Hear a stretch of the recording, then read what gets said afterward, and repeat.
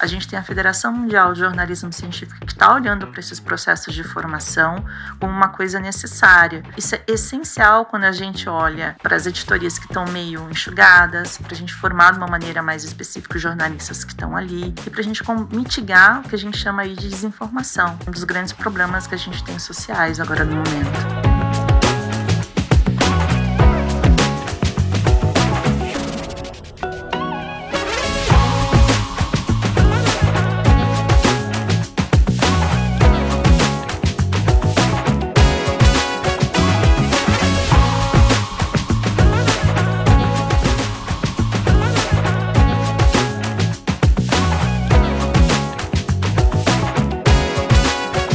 Bom dia, boa tarde, boa noite. Você está na JGTV. Aqui é o seu novo canal que vai falar de comunicação, de mídia, de sociedade, de jornalismo, de mercado editorial. E hoje eu estou aqui com a Graciele Almeida de Oliveira. A Graciele trabalha com divulgação científica. Ela hoje está na Secretaria de Ciência, Tecnologia, Inovação e Ensino Superior na Paraíba, coordenando a extensão e a divulgação científica sobre um radiotelescópio chamado Bingo. Muito obrigada por ter topado o convite, por estar aqui com a gente hoje. Espero que esse papo seja bem bacana, que é um assunto que eu adoro, que é falar de divulgação científica. Eu acho que, em sendo jornalista, uma das áreas que me deu a maior possibilidade de dar boas notícias foi a área de jornalismo científico. Eu que agradeço o convite. Eu acho tão fabuloso falar de alguma coisa com que a gente trabalha e a gente gosta. Então, estou muito feliz em estar aqui hoje. Muito legal. Graciele, eu vou começar pelo fato de que você coordena uma coisa extremamente tecnológica e avançada na Paraíba, né? E você estava me contando que ali no sertão da Paraíba está surgindo um complexo científico, né? E eu queria que você contasse um pouco sobre como isso está avançando, sobre como você está trabalhando os temas ali na região, qual que é o seu papel exatamente como divulgação científica, e aí a gente desenvolve esse bate-papo. É um projeto que eu considero incrível. Ele surgiu lá em 2014, agora ele está sendo montado. Surgiu como uma ideia entre lá os físicos do Instituto de Física da USP e alguns pesquisadores do Reino Unido. Então, eles queriam ver o que estava acontecendo no universo, né? Porque sabe-se que 5% do universo a gente conhece, né? Sim. Então, é madeira, é o que a gente vê, a gente percebe como matéria. 70% é energia escura e 25% ali é o que eles chamam de matéria escura porque é desconhecido. Então, o Bingo surgiu como uma ideia de estudar essa expansão do universo e entender o que é essa energia escura, né? Então, foi um projeto totalmente, assim, liderado pelo Brasil, agora conta também com a liderança também chinesa, nessa construção de um radiotelescópio. Ele fica numa cidade, está sendo construído numa cidade chamada Aguiar, no sertão da Paraíba. Ele fica a cerca, acho que 225 quilômetros ali de Campina Grande. E junto com ele, começou a mudar a forma como o Estado olha a ciência. Então, o apoio aí do Estado e da Secretaria da SEX é muito importante nesse sentido. Sim. Porque não é só ter um radiotelescópio. Então, eles estão olhando com um olhar muito especial para construir um complexo científico do sertão. Então, na cidade do lado de Aguiar, que chama Carrapateira, vai ter a cidade da astronomia. Então, vai ter visitas. Nossa, que legal. É incrível, assim. E eu tive uma acolhida muito boa. Eu comecei a trabalhar no projeto quando ele não estava nessa fase nova. Ele era uma ideia, estava começando a construir as cornetas e tal, lá em 2016, 2017. Então, nem sabia onde ia ser construído. Então, a ideia era falar um pouco de divulgação científica. Eu tive Bolsa Mídia Ciência da FAPESP. Que legal. Nossa, foi incrível. A FAPESP fazer isso foi muito bom. E ele começou a olhar um olhar mais multidisciplinar. Então, não só da comunicação, então químico, a gente tem comunicador, a gente tem pessoal que trabalha com audiovisual, tem os físicos, engenheiros, para pensar também essa comunicação pública da ciência. Trabalhei nisso até 2020, né, no início da pandemia. Voltei agora para o projeto nessa nova fase, então, que é de estabelecimento, está vindo material agora da China, e para lá. Então, o meu olhar é um pouco diferente, eu costumo dizer, né? O pessoal da SEX faz um trabalho incrível com a comunicação, eles têm desenvolvido várias coisas que são bem interessantes, mas fica com uma pitadinha de comunicação institucional, né? Para pensar a comunicação ali, popularização da ciência, numa linguagem que todo mundo entende, falar da ciência per se, precisa de pessoas que tenham um pouco mais esse olhar. Então, eu contribuo com isso, né? Eu olho para o que os pesquisadores estão fazendo. Então, tem pesquisadores também na área de ensino, e o que eu faço é ficar ali, contribuindo, colaborando com uma forma de Ruby. Então, o que você está fazendo aí, né? Vamos trabalhar junto para ver formas diferentes para falar de ciência. Então, de astrofísica, de cosmologia, de astronomia. É um pouco desse que é o meu trabalho. Muito legal, né? E áreas aqui no Brasil extremamente escondidas, né? Muito pouco difundidas, né? A gente, quando fala de ciência e tecnologia no Brasil, não é a primeira área que vem, né? No nosso imaginário científico aqui. Bom, eu acho que a partir daí dá pra gente, você falou, né, da questão de trabalhar esses temas de uma forma não institucional, de colocar isso para o público de uma forma mais acessível e tudo mais. Qual é o principal desafio nesse sentido, de transpor esses temas para... Porque existe um dilema, né? Simplifica demais, aí já não é mais ciência, existe uma questão de crítica dos pares, né, dos colegas. Não, mas espera aí, o que você está falando? Eu vejo muito isso com os colegas podcasters que falam de ciência, que tomam bomba de tudo que é lado dos pesquisadores, né? E eles estão fazendo um trabalho extremamente importante, né? Com acertos e erros mas é um trabalho extremamente importante. Então, eu queria que você falasse um pouco desse desafio. Como é que transpor de uma forma esse conteúdo para uma linguagem mais popular, de uma forma ética, de uma forma acessível, mas sem perder o rigor, né? Que algumas informações, que algumas coisas precisam ter na hora de ser explicadas para o público. Acho que é um olhar múltiplo nesse sentido, que a gente está falando aí não só de comunicar a ciência, mas a construção de uma cultura mesmo científica. Sim. Então, é pensar um pouco mais nisso. E aí conhecer o público, né? Também o público não gosta quando a gente trata ele como sem saber de nada, né? Então, sim, tem essa coisa. Eu passei 1 mês e meio agora na Paraíba, então viajei um pouco, conheci um pouco mais o meu público, conversei também com os pesquisadores. E é isso, é contar com esses pesquisadores também para me ajudar nesse processo, conhecer quem é o meu público ali e conversar bastante, ouvir dos dois lados. Então, eu acho que eu sou uma pessoa muito, muito sortuda, porque eu tenho esse tempo e tenho essas pessoas ao meu redor que me acolhem e que eu posso ouvir e trabalhar e ter o meu material para ali. Então, meu material são as pessoas. Eu acho que tem essa realmente preocupação, porque a gente não pode simplificar demais, a gente não pode desvalorizar o nosso público. Ao mesmo tempo, eu tenho jargões. Então, é medir um pouquinho, né?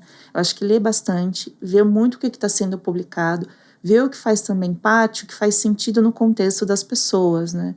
Porque a gente eu acho que falar de astronomia é muito bacana, mas como é que eu trago isso para o contexto de cada um? Sim, tem que fazer sentido a informação, né? Tem que fazer sentido. Que é o principal problema. É o principal problema. Então, tem um projeto agora que está junto com o Rádio Telescópio Bingo, que chama Esperança no Espaço, que eu acho belíssimo.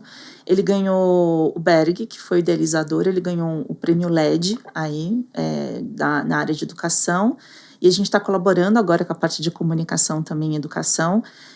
Tem uma cadeia numa cidade chamada Esperança, então são pessoas que estão em privação de liberdade lá, e o Berg teve a sensacional ideia de levar a astronomia para dentro dessa cadeia.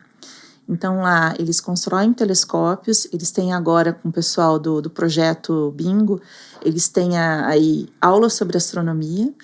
Então, pessoas que estão em privação de liberdade, eles têm a liberdade total porque o universo está ali para eles. Então, eu acho isso mágico. E não fica só ali na cadeia, né? Eles estão construindo 600 telescópios que estão indo ali para escolas públicas e também em eventos. Então, a gente vai em vários locais para falar de astronomia. E aí são diversos públicos. Então, ouvir, falar das constelações, falar das curiosidades que tem sobre Marte, sobre Júpiter, o que está acontecendo. E mesmo a ideia do radiotelescópio, né? Então, tem várias formas da gente fazer isso. A gente acaba levando o jargão também, mas com o cuidado dele estar acompanhado ali com algo que faça parte ali do cotidiano, ou um pouco mais explicado. porque eu acho que assim, o ideal da divulgação científica, né, é realmente estar dentro da cultura. Eu chegar num boteco de esquina Sim. e ouvir um termo, sei lá, matéria escura, energia escura, como se fosse algo do cotidiano.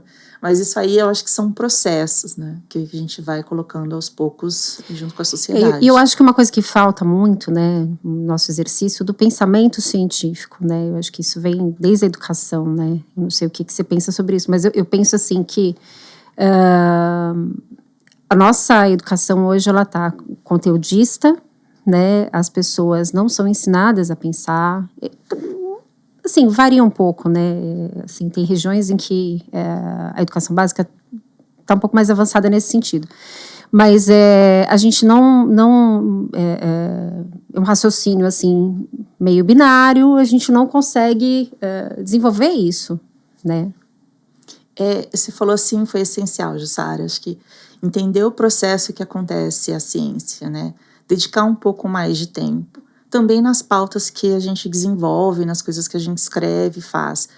Porque a população em geral não vai entender o que é uma bancada, o que é um processo que está acontecendo com um astrofísico, por exemplo, como é que ele desenvolve todo o projeto. Então, levar um pouco disso é muito importante. Isso também vai para a formação, né? Tanto para a formação do comunicador, do jornalista, também isso faz parte. Tem um estudo que eu costumo sempre trazer, que eu e meu amigo Diogo Lopes, nós fizemos lá em 2020, na época da pandemia, para entender como é que está o jornalismo, né? Como é que o jornalista está tratando temas de ciência. Dos cursos de jornalismo em universidades públicas brasileiras, só 4,7% tem uma disciplina obrigatória de jornalismo científico. Sim. Então, na hora de você... Quer dizer, a pessoa precisa de uma formação para entender, tá, como é que funciona a ciência, como é que dá bancada ao artigo, como é que eu abordo, qual é a importância dessas fontes que estão ali. Então, tudo isso faz parte desse sistema e tem uma importância incrível, tanto para o jornalismo quanto para a divulgação científica. Porque a divulgação científica também tem que ter um papel reflexivo. Esses dias eu fui abordada e alguém me perguntou, divulgação científica é o marketing, né, a vitrine da ciência? Me perguntaram, eu falei assim, você trabalha com popularização da ciência, com divulgação científica, então você é o marketing? Eu falei, não, eu também sou crítica quando eu preciso, né? Claro. Então a gente tem que ter essa construção aí conjunta, né? Até porque existem trabalhos e trabalhos científicos, né, gente? A gente consegue, quem trabalha com pesquisa, quem tem experiência com pesquisa, consegue ler um paper científico e saber se aquele trabalho, se você pode confiar, se ele precisa de uma pesquisa mais aprofundada sobre o tema, você consegue entender se tem... Aí vem os termos, né? Se tem duplo cego, se não tem, se é uma coisa realmente replicável, né?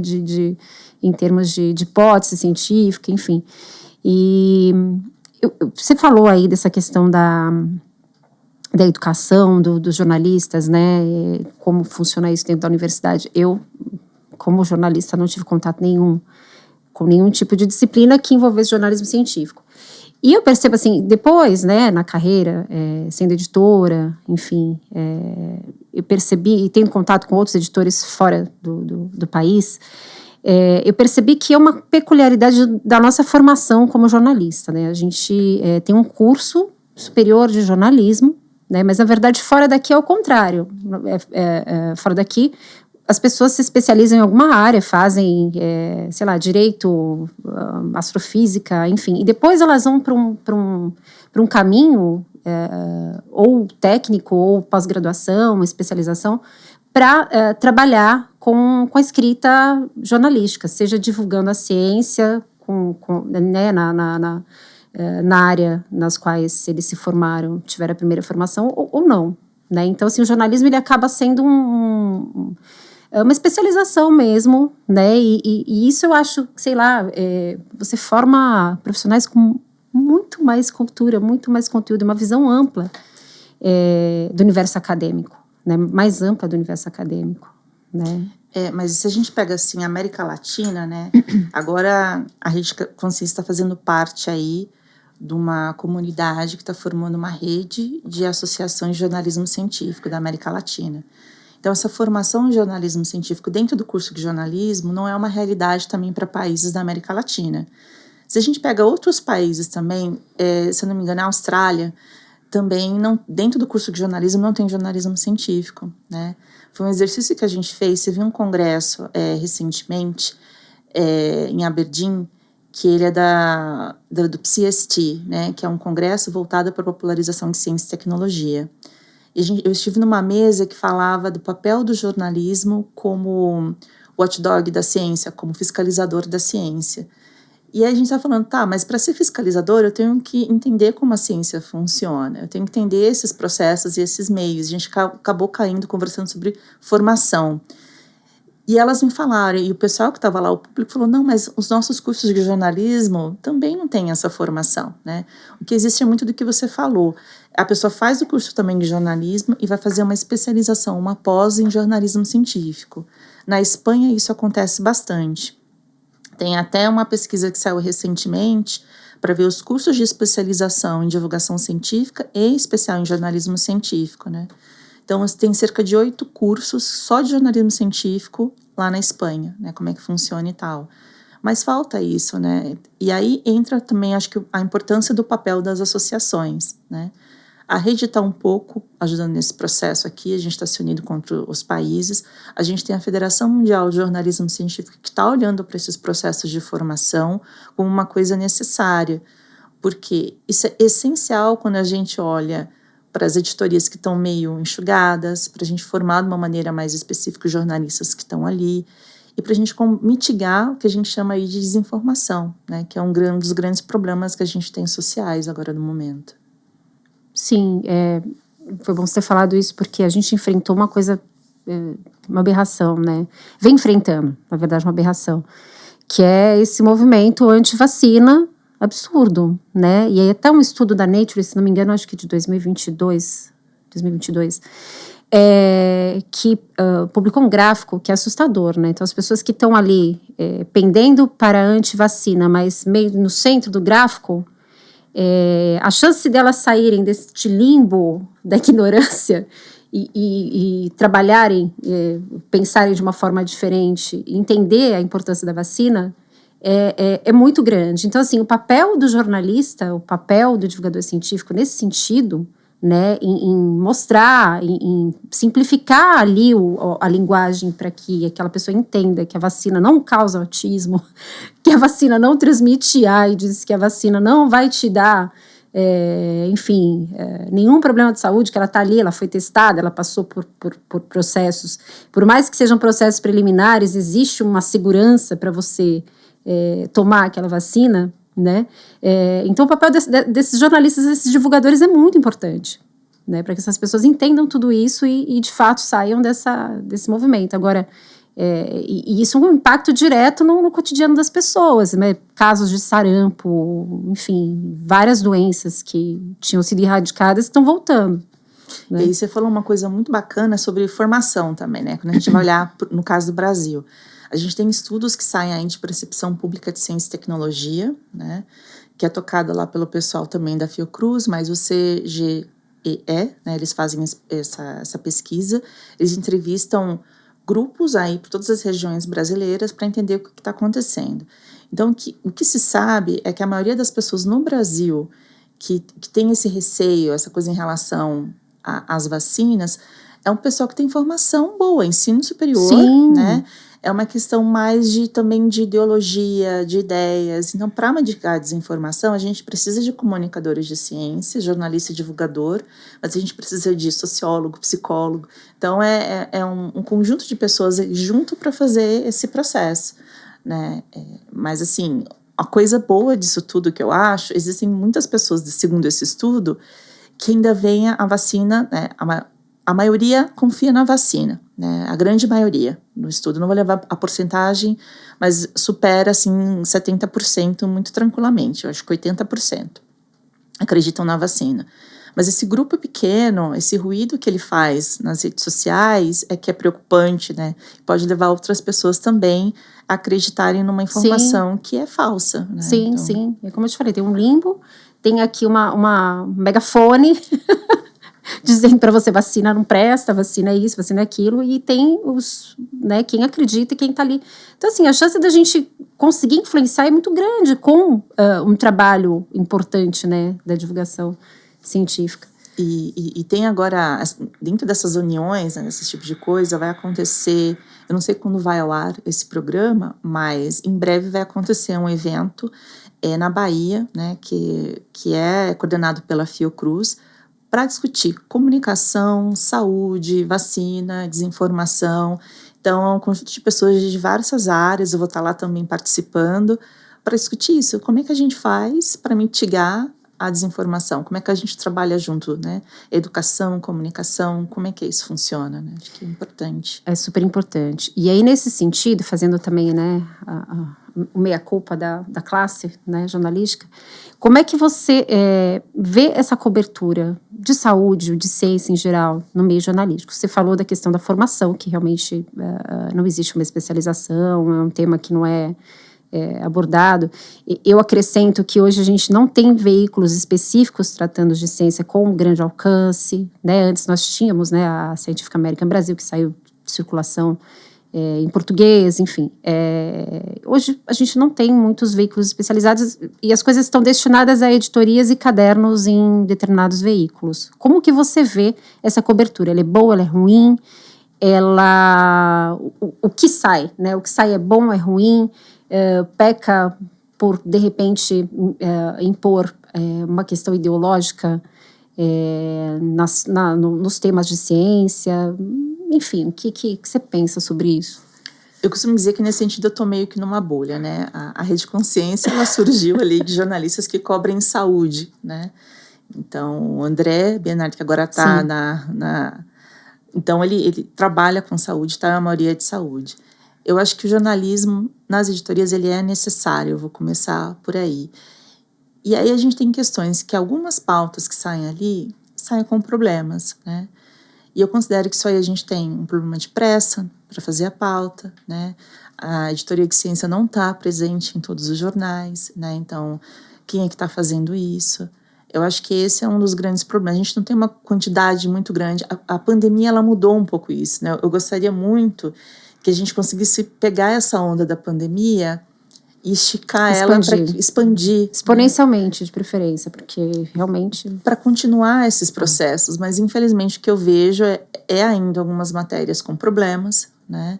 Às vezes é corrigido, mas até a pessoa dá uma série de problemas, né? Eu acho que ele é necessário. Eu prefiro não dizer que tá ruim ou que tá bom, né? Ele é necessário e precisa ser melhorado, especialmente quando a gente sai do eixo sul-sudeste. Eu aprendi um termo agora, quando eu viajei para esses congressos da vida, que chama journalism, que eu não conhecia. Não sei se você conhece. Não conhecia. Que é o jornalismo Ctrl-C, Ctrl-V. Né? Eu não sei nem se a gente pode dizer que é jornalismo, né? Então, sai um release ou sai uma matéria num determinado jornal. Saem todas. Né? Então, uma agência publica, todo mundo replica. Todo mundo replica, sem checar. Então, de novo, né, essa pressa, essa falta de ter um fact-checking do que está acontecendo ali. E o ChatGPT? Gente, eu acho que é um dos principais problemas. Assim, ChatGPT, eu já vi vários erros saindo dali. Então, se você não tem um humano ali olhando aquilo com muito cuidado, é um grande problema. E aí, quando pega um jornalista não especializado que vai mencionar algum tema de ciência, e se ele usa o ChatGPT sem um senso crítico, até foi tema aqui de uma outra entrevista que eu gravei semana passada, que a gente estava falando, né, das habilidades que as pessoas precisam hoje para poder lidar com o ChatGPT. Uma delas é senso crítico, básica, porque não dá para você usar o ChatGPT no jornalismo sem ter tido essa experiência de checagem, né, não tem aquela checagem profunda que vai te levando, te conduzindo até a informação primária da primária, né, porque hoje o que acontece muito é um jornalismo que não vem de uma fonte primária, que é o que você falou, que essas réplicas de agências e releases, etc, etc. Mas no ChatGPT, por exemplo, você pesquisa lá, vamos falar sobre vacina no ChatGPT. Eu quero que você me traga tais e tais estudos que comprovam a eficácia da vacina. Ele vai te dar um nome de um monte de estudo. Pode ter coisa boa ali no meio, você vai te caminhar para um monte de paper bacana, mas o que às vezes ele faz? Ele inventa o nome do artigo, coloca lá autores que até são da área, mas que não escreveram aquele artigo, porque aquele artigo não existe, e ele inventa o DOI do paper.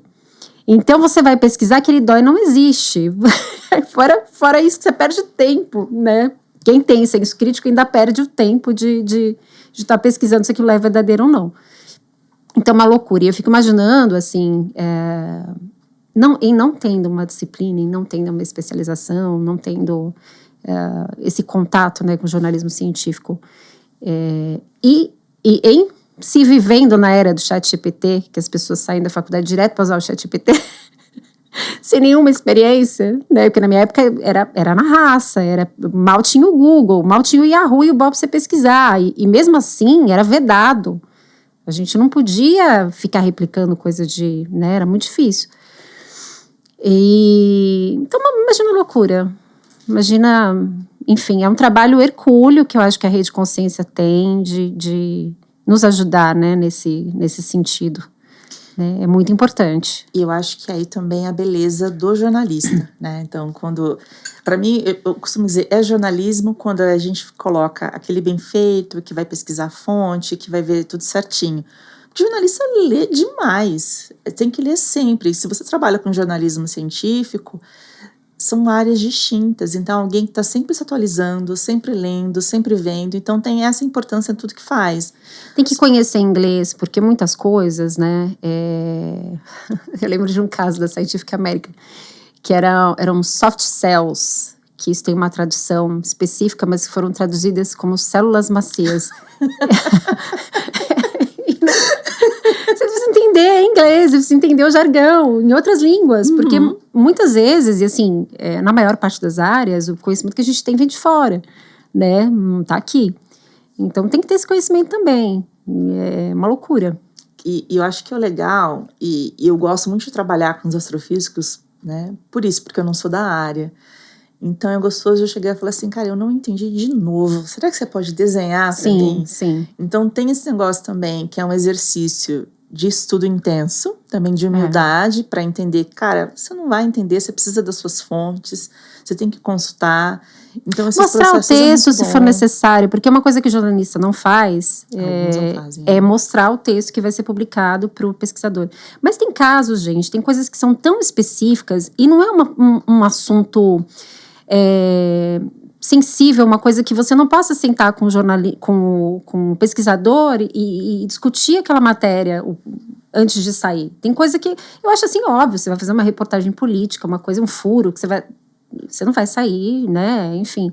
Mas você discutir ali uma questão que pode dar um erro, enfim, ter um impacto, né, naquela divulgação, eu acho importantíssimo você ter essa troca com o pesquisador.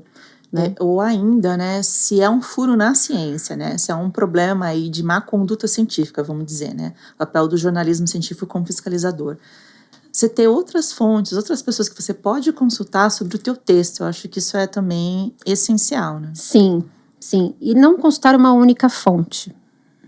Sobre as fontes, isso é muito importante que você falou.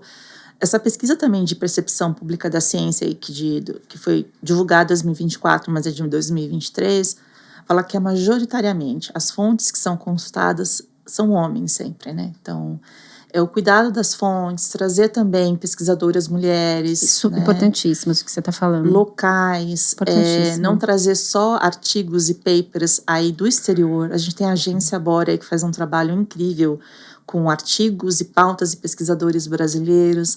Trazer também, de novo, né, o contexto, né? Trazer para o contexto local nosso, brasileiro, ou do estado que você está trabalhando, para trazer pautas que façam sentido também para a população que está ali. Sim. Um pouco disso. Sim. E até gerar uma certa segurança, né, assim, na população, né, porque assim, a gente tem sim bons médicos, a gente tem sim bons cientistas, a gente tem astrofísicos, a gente temos, sabe, e assim, um espelhamento também, né, porque é cada vez menor o número de pessoas que procuram essas áreas como curso de área universitária, para se formar e para ser um profissional da astrofísica. Cada vez menos pessoas procuram essas áreas, né? Cada vez menos pessoas querem ser professores, já começa por aí, né? E professores de física, né? Física. Né? Cada vez menos. Então, se você aumentar esse encanto, porque eu trabalho com divulgação científica, fiz especialização em jornalismo científico e falo de ciência com amor, porque é como fazer uma viagem que você gosta bastante, você quer contar para todo mundo. E eu vejo a ciência muito nisso. Então, um jornalista que se dedica a falar de ciência, cara, vai ver as coisas legais, não só sobre ciência, sobre entender do que são feitas as coisas ou como ela impacta alguma outra coisa tecnológica, mas como impacta a sociedade, né? Como isso transforma. Esse poder transformador é muito bacana. Então, trabalhar com isso eu acho que é essencial. E aí você acaba encantando pessoas também no processo. Como divulgadora científica, eu venho trabalhando aí há muito tempo. Então, eu já tive a oportunidade de ver pessoas que acabaram fazendo o curso que eu fiz inicial porque ouviram uma palestra lá no início, ou porque me viram no museu, alguma coisa assim. Então, eu acho que esse poder de encantamento também, e um poder também de reflexão crítica da sociedade, eu acho crítico. É aquilo que eu estava comentando no começo, é você fomentar o exercício do pensamento científico, que é extremamente crítico, né? Você pensa em hipóteses, você tem que provar as hipóteses, você não vai... eu acho que, eu deduzo que... Não, são fatos, né? E aí a gente cai na sociedade que a gente está vivendo hoje, que é a era da pós-verdade, em que os fatos não têm a menor importância. Então a importância desse trabalho de você trabalhar com divulgação científica e trazer esse exercício para a população é fantástico. E aí a gente olha também para os dados do PNAD, né? O PNAD, ele é feito pelo IBGE, é por amostragem de domicílio. E se você vê pessoas com 25 anos ou mais, né, que terminaram o ensino médio, ele estava em 54% no anterior, agora chega a 56%. Então, 56% com 25 anos ou mais terminaram o ensino médio. 12% ali concluiu o ensino fundamental. Mas 27%, quase dessas pessoas, não têm o ensino fundamental. 6% dessas pessoas não têm nenhuma formação. Sim. Então, a gente fala muito aí da importância da educação é muito importante, mas essas pessoas que não tiveram ao longo da sua trajetória o acesso a esse conteúdo de educação sobre ciência, né? Como é que ele vai decidir, como ele vai refletir? E aí vem o papel, que eu acredito, do jornalismo transformador e da divulgação científica. E despertar curiosidade, que eu acho que é o primordial, porque sem curiosidade você não faz ciência e... Enfim, não tem todo o resto, não tem o pensamento científico, não tem mais porcaria nenhuma. É isso, a ciência não está nas respostas, está nas perguntas. Está nas perguntas, está na curiosidade da criançada, né? Então, assim, eu acho que um papel muito importante, né, na educação é o professor trabalhar com hipóteses, não entregar as respostas prontas, não ser um conteudista, não trabalhar com essa metodologia, né? Ele trazer mesmo, fazer a criança pensar, que é aquele aprendizado ativo ali, a criança fazendo pergunta e tudo aquilo partindo da criança, né? E do que faz sentido para ela e do conhecimento prévio dela. Então, assim, isso é bem importante, bem importante. E quando a gente fala aí de sociedade e a gente fala de educação, a gente fala de políticas públicas, Sim. Né? Então, uma coisa que eu acho que é positiva em tudo isso... Em 2023 foi criado o Programa de Popularização da Ciência do Governo Federal, o Programa POP Ciência, né? O Comitê POP foi, com 32 instituições que fazem parte, assumiu no ano passado, né? E dentro do Programa POP Ciência, eles têm um programa junto com o MEC agora, então não é só MCTI, mas MEC, que chama Mais Ciência na Escola, que é um programa aí que une educação básica, divulgação científica, popularização da ciência. Muito legal. Então, a gente precisa de coisas desse tipo, né, que aconteçam. Então, acho que isso é essencial. Você já teve numa SPPC? Sim, sim. A SPPC é uma Sociedade Brasileira para o Progresso da Ciência, quem não conhece. Então, ela tem uma reunião anual que é a coisa mais linda do mundo.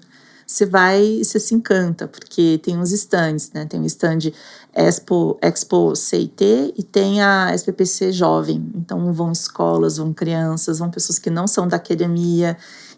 E tem de várias universidades. Vão pessoas, por exemplo, eu gosto de citar isso porque eu acho que um dos mais bonitos, assim. Foi um pessoal da Universidade Federal do Mato Grosso do Sul, viajou durante 3 horas de ônibus, foi a maior comitiva que teve esse último ano, com 41 alunos, cara, incansáveis. Eu fui no primeiro dia do stand e fui no último. Eles estavam ali falando de ciência super animados. E a criançada que passava ali é lindo, assim. Então, ter mais feiras de ciência pelo Brasil, ter esse tipo de coisa também causa esse encantamento, né? Aí, de novo, é um papel do jornalismo, do divulgador científico, mas também de políticas públicas e sociedades científicas aí, de se unir e fazer essas coisas que causam esse encantamento e esse interesse das pessoas por ciência e tecnologia, né? Sim, sim. Muito bacana. E aí, a gente falando desse interesse de coisas que fazem sentido, né, para a população, enfim, na divulgação científica, a gente cai na questão climática, né?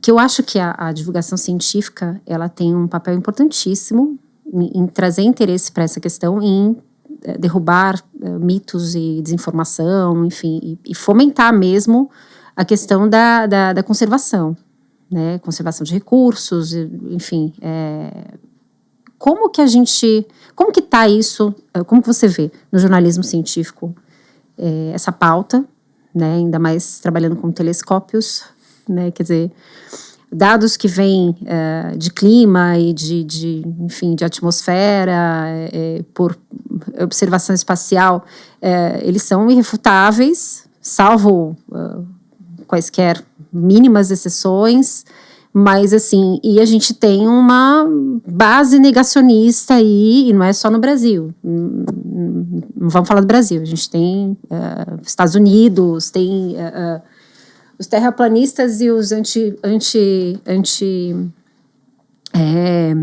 climática estão no mundo inteiro, né? Então, como que você vê essa cobertura e o papel, né, dessa cobertura no impacto nesse tema? A gente está em ano de COP, né? Então, e vai ser no Brasil. E eu fico me perguntando exatamente isso. Eu vivo em meio a jornalistas também que trabalham com o meio ambiente. A gente tem aí Meg Rodrigues, que eu acho ela fantástica, ela é uma jornalista brasileira que trabalha publicando também para Science Nature, faz um papel incrível, e tem outros jornalistas também. Então, o que eu vejo também é muita mídia independente falando sobre esse assunto. Mas se a gente pega grandes veículos, por a gente estar em um ano de COP, eu acho que a cobertura ainda é pouca. Eu acho que tem que aumentar ainda. Eu não sei se a maioria dos brasileiros entende o que é COP, para começar, né? Por que é COP 30? Existe só uma cobertura de agenda, né? Pois a agenda do presidente na COP. É a agenda do presidente, os comentários que chegam também aí, que a gente vê mas na grande mídia cara, o preço do hotel que vai ficar lá em Belém, esse tipo de coisa. A pauta se desvia para a questão política facinho. Muito fácil. Então, a gente precisa de uma maior permeabilidade, vamos colocar assim, provavelmente dessa mídia independente aí, ter um pouco mais de alcance entre as pessoas também. Acho que esse é um papel, né? A divulgação científica tem um papel também importante nesse sentido. Se eu não me engano, tem 2 ou 3 prêmios agora abertos, voltados para o jornalismo e divulgação científica em meio ambiente, né, fomentado nesse sentido, para ampliar esse papel aí de alcance na sociedade. Porque é só a partir disso que a gente consegue movimentar a pauta pública, pauta política. Porque a gente fala, o jornalista fala, o divulgador fala, o cientista, mas se a gente não tem um apoio da opinião pública, o apoio social, a gente não faz as coisas acontecerem, né? Inclusive, deve acontecer por essa semana, a gente teve aí essa PL da devastação. Está tendo aí várias as entidades aí científicas, de divulgação científica, do jornalismo estão indo às ruas. Vai acontecer agora uma na Universidade de Direito de São Francisco, né, por esses dias também, estão chamando o pessoal para fazer manifestação e tal, que são pautas importantes. Isso aí saiu no Jornal Nacional, né, por conta da SPPC que teve, então eu acho que isso é muito positivo. Essas manifestações acabam alcançando de alguma maneira a mídia, mas eu acho que ainda carece de muita cobertura. E a gente vê um movimento também, um desserviço da classe científica, né? Porque você tem pessoas que enfim, que tem uma agenda de fazer divulgação anti-crise climática, utilizando fontes científicas e usando toda uma forma de comunicação falaciosa e assim, de uma forma que a população ver aquilo como algo realmente científico. Por exemplo, a questão do clima, né? Se o que acontece com o aquecimento global, se é uma coisa realmente causada pelo homem ou se é um movimento natural, enfim, uma coisa que a Terra está fadada a sofrer por uma questão cósmica, né? Enfim. E aí essas pessoas vêm com essa informação de uma forma de que é uma questão cósmica, que não é o homem que causa que causa o aquecimento global, vem com essa informação maquiada ali de uma pesquisa, se valendo de dados de pesquisas que não têm o menor valor científico, ou que já foram refutadas, ou que, enfim, eu queria entender, eu não sei, eu sei que assim, o nosso papo aqui é sobre divulgação, mas eu queria entender esse movimento do cientista, né? Por quê? Isso é para ter lugar na mídia, porque assim, ser contra a maré é óbvio, você vai ter ali um destaque, né, que... Gente, mas... Aí tem duas coisas que eu acho que são... 3 coisas, né, que você falou que eu acho que é essencial, né? Esse negacionismo que a gente tem aí do aquecimento climático, ele tem 3 níveis, né? Um meio que superou, porque as pessoas não acreditavam no aquecimento, né, na crise climática. As pessoas já acreditam. Só que agora elas ou falam que não dá para fazer nada, porque é um processo natural e dá para fazer, a gente sabe disso. Sim, dá para pelo menos frear, né? Dá para frear. E há pessoas que falam que isso não é culpa do homem, está aí. E não é culpa do homem, tem dados que suscitam isso. Mas se a gente for ver a maioria dos cientistas que estão trabalhando, que olham realmente o relatório e fazem um trabalho lá bonitinho, mesmo jornalistas, por que são uma minoria que fala isso? Não é a maioria que fala isso, né? Que não existe isso, que não é o papel do homem. É uma minoria. Mas por que será que a voz dele se amplifica tanto em relação ao outro, né? Então, eu acho que também tem um papel das redes sociais nesse sentido, né? Dos algoritmos e das bolhas. E dos interesses econômicos por trás, óbvio. O agronegócio. Óbvio, mas eu queria entender o que acontece na cabeça de um cientista que se destina a este papel. Ele realmente acredita naquilo? Ele é desonesto? Ou, enfim, é isso que eu queria entender. Essa é uma boa pergunta. É algo que eu também me indago, porque eu não sei. Os dados estão aí. Eu realmente não sei como Então, uma pessoa que não entende isso. de ciência, ou uma pessoa que não acredita em todo o sistema de pesquisa, que acha que é tudo comprado, que é tudo... enfim. Mas aí tá um exemplo que eu acho que é fenomenal, né? A gente olha a ciência como se ela não fosse uma coisa humana, né? E a ciência é muito humana, né? A ciência tem as suas crenças, tem as suas ideologias, tem os seus papéis. E a gente, como humano, a gente falha, a gente tem erros, a gente tem pensamentos, a gente tem crenças. Então, quando a gente trabalha com ciência, também tem um humano ali. Quando a gente trabalha também com jornalismo... sim, esse negócio humano, que o jornalismo, ele é... Parcial não existe. Não existe. Não existe. Não existe. Não existe juiz imparcial, não existe jornalista imparcial. Primeiro porque, assim, se ele está num veículo de comunicação, ele tem o viés daquele veículo. E todo texto, toda a produção humana tem o olhar, a interpretação daquele sujeito sobre o mundo. Não tem como. Até a forma de você colocar as palavras. Vai seguir ali os porquês, né? Os quês do quando, como, enfim, as perguntas todas do lead. Ali já tem alguma questão nesse sentido. Tudo né? tem um viés. Até a forma como o que vem primeiro ali, entendeu? Como você põe primeiro uma coisa ou outra, já tem um viés. Então... E aí é um pouco do que você falou, né? Então, a ciência é humana, o jornalismo é feito por humanos também. Tem um GPT, mas não é jornalismo, é um conjunto lá de algoritmo que cria uma coisa que às vezes a gente sabe não é verdadeiro, tem que ter checagem. Sim. Essa é uma coisa. E é um mundo editado, né? Então, a gente está gravando hoje aqui, vai ter alguns erros que provavelmente vão ser cortados na edição. Provavelmente vão ser meus.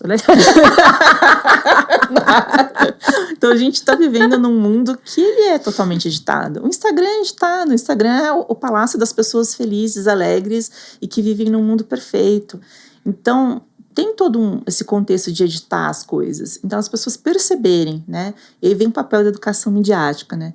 Perceber que esse é um mundo que está editado, que o jornalismo ele traz um recorte daquela realidade, né? Ainda que ele seja muito bem feito, é um recorte da realidade, que chama para reflexão. Acho que o papel do jornalismo também é chamar para reflexão. Eu acho que isso aí já muda muito. E a ciência também, né? Você falou sobre falácias, né? Eu acho interessante que a filosofia, o papel da filosofia na vida das pessoas também, cara, é essencial. Porque se eu entendo o que é um argumento, né, e é verdadeiro, se eu entendo que é uma falácia, grande parte da desinformação, ainda que eu não conheça aquele tópico de ciência, eu já derrubo pelo tipo de construção, né? Então, esses papéis aí, de uma educação voltada para a comunicação e para a ciência em conjunto, eu não vejo uma coisa muito separada da outra, eu acho que é essencial aí para a sociedade. Legal. E agora para a gente propor um caminho, né, para o nosso público aqui de jornalistas que nos segue, né? Propor um caminho para o profissional jornalista. Procurar a Rede Consciência se ele tiver interesse na pauta de jornalismo científico, adotar determinadas práticas. Eu sei a resposta, eu quero que ela fale. E com certeza vai acrescentar bastante. O que você recomenda nesse sentido? Eu fiz LabJor, né, que é o Laboratório de Estudos Avançados em Jornalismo. Fiz especialização em jornalismo científico. Da Unicamp? Da Unicamp. Ah, que legal. E aí é legal que é uma especialização, metade da turma é de jornalistas, né, comunicadores, metade vem da academia. E aí quando eu perguntava, né, mas e o jornalismo científico? E o Ricardo falava muito isso, né, falava, cara, jornalismo científico é jornalismo, é um jornalismo bem feito, que procura fontes e fatos e tal. Só que eu olhava assim, cara, mas é diferente, porque tem uma coisa ali que diferencia. Falar que ciência não é trivial. Não é. Não é trivial. Não. E é por isso também que a especialização existe, né? Aí eu olhava, mas vamos por partes. Então, pensar no jornalismo, essa busca por fontes e tal, buscar uma especialização em jornalismo científico, ou entender um pouco mais os processos da ciência, ler demais. A gente tem essa rede brasileira de jornalistas e comunicadores de ciência, que é a Rede Consciência, mas a gente tem outras redes que eu considero importantes e que são parceiras. Quando a gente precisa, a gente bate na porta deles, que a ABRAGE, que é a Associação Brasileira de Jornalismo Investigativo, por exemplo, que vai olhar para os dados com uma atenção muito grande, que a gente precisa isso também no jornalismo científico. Então, tem outras associações que estão unidas para fazer esse papel. Tem eventos, né? A rede tem esses eventos que são gratuitos, são públicos e abertos uma vez por mês, que são as reuniões abertas da Rede Consciência. Não é só para membros, é para qualquer pessoa que se interesse sobre assuntos e levar pautas que sejam importantes. Tem os membros, né, da Rede Consciência, que vai desde profissionais até estudantes que estão começando no jornalismo, para ver o que está acontecendo. Tem programas de formação, a rede já fez programas de mentoria aí para jovens jornalistas, que pegam pessoas que estão aí há muito tempo no jornalismo e mentoram por um período de tempo. A gente teve um grant recente de uma instituição do exterior, que é para fazer o jornalismo científico em 5 minutos. Então, a gente traz jornalistas de renome para falar de tópicos de jornalismo em pílulas, né, que são 5 minutos para falar. E a gente está começando a começou a conversar sobre uma parceria para fazer um curso gratuito, né, tipo Wix, assim, de jornalismo científico, né, para fazer isso acontecer. Então, tudo isso é gratuito, né? A rede, ela é feita por voluntários e toda forma gratuita. Se há alguma cobrança, é uma taxa muito simbólica para fazer as coisas acontecerem em rodada, porque é uma instituição sem fins lucrativos, tal qual outras. Então, é procurar esses locais. Aí, como eu comentei com você, a gente está se fortalecendo a América Latina no jornalismo. Tem países da América Latina que não tem uma associação voltada para o jornalismo científico, que as pessoas que fazem isso estão meio solitárias lá e lutando. Então, a gente está se reorganizando para isso, para discutir também cursos para a América Latina inteira. A rede está nesse comitê de popularização da ciência, comitê POP. A gente está levando aí pautas para formação em jornalismo e divulgação científica. Divulgador científico tem que parar de ser visto como voluntário, mas como um profissional, né? Em geral, o que ainda acontece, a gente precisa de uma articulação melhor com os cientistas para entender, para que a gente tenha uma coisa dada ali como normal. Eu vou pensar um projeto, né? Vou pensar a comunicação desde o dia 1 também, junto com o meu projeto até o final, né? Que não é o que acontece, muitas vezes a comunicação fica lá no final como uma ferramenta. Então, a comunicação científica ser vista como uma estratégia, né? A gente não está assim agora no Brasil, mas a gente passou por um período muito nebuloso em relação à política, né? que as associações científicas tiveram um papel muito importante em garantir que projetos continuassem a rolar no Brasil. A gente está vendo o que está acontecendo nos Estados Unidos, com grants sendo assim interrompidos uma hora para outra. Isso é muito problemático. Então, a gente tem se colocado também nesse sentido para falar, cara, isso não está legal. Então, o papel da Rede Consciência é muito isso. Unir pessoas que estão discutindo qualidade, aí, informação, eventos e tudo, mas também falar, se posicionar em relação às coisas. Então, são duas coisas aí que eu vejo na rede, em outras associações voltadas para o jornalismo investigativo ou jornalismo em geral, né?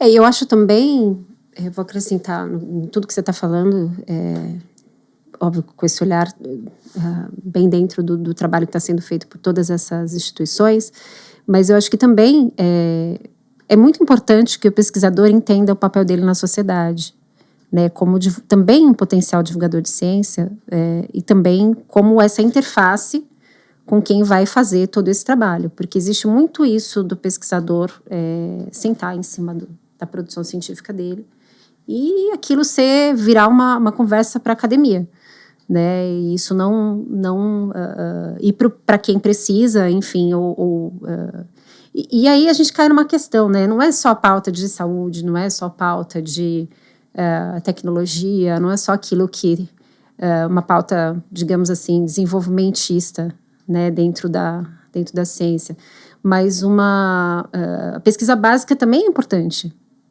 Ela é essencial. Né? Ela também é importante que a população tenha contato com pesquisa básica, entenda, né, esse trabalho que é feito e que é tão necessário, que dali saem hipóteses importantes para outros estudos mais profundos e que gerem até maior impacto na sociedade.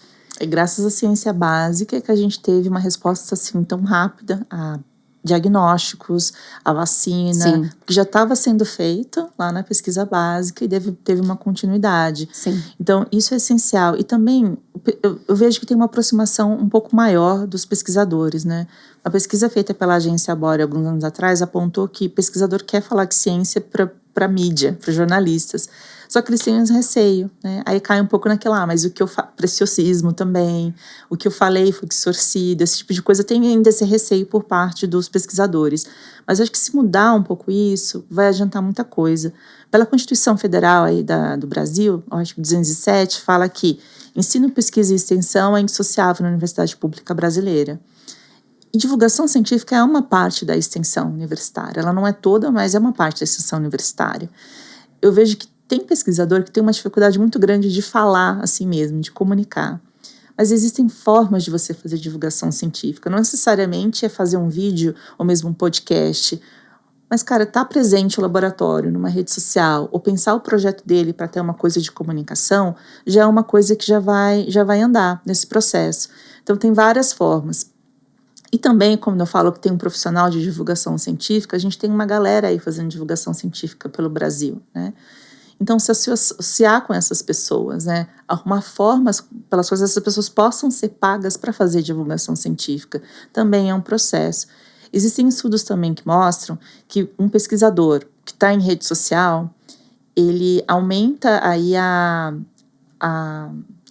o alcance dos artigos científicos dele, né?